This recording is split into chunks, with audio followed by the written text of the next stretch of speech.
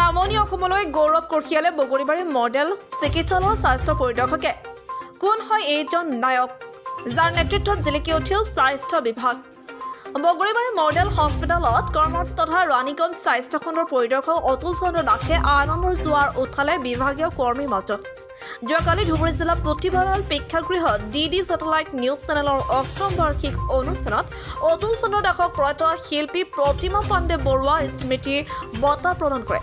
আনহাতে D digital চেনেলটোৱে বয়োজ্যেষ্ঠ সাংবাদিক তথা পৰ্বতচৰৰ বগৰীবাৰী প্ৰেছ ক্লাবৰ সভাপতি গুলজাৰ হুছেইনক প্ৰয়াত সাংবাদিক দিলীপ কুমাৰ চক্ৰৱৰ্তী সোঁৱৰণী বঁটা প্ৰদান কৰে।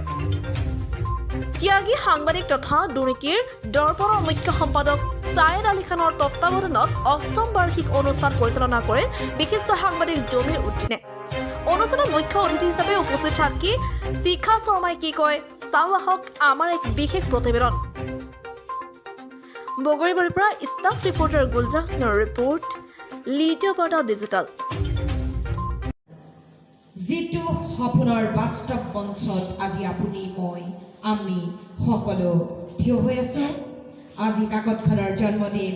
মই প্ৰথমে দুখী হওক কাকতখনৰ লগত জড়িত সংবাদকৰ্মীসকল, সকলো বিষয়া কৰ্মচাৰী, সকলোখিনি ব্যক্তি, ক্ৰেতা, পঢ়ুৱৈ সকলোখিনিয়ে এই কাকতখনৰ জন্মলগ্নত কাকতখনৰ পৰা অতুল চন্দ্ৰ দাস, মই ধুবুৰী জিলাৰ ৰাণীগঞ্জ প্ৰতিমা পাণ্ডে বৰুৱা স্মৃতি বঁটা কি ক'ব এই ক্ষেত্ৰত?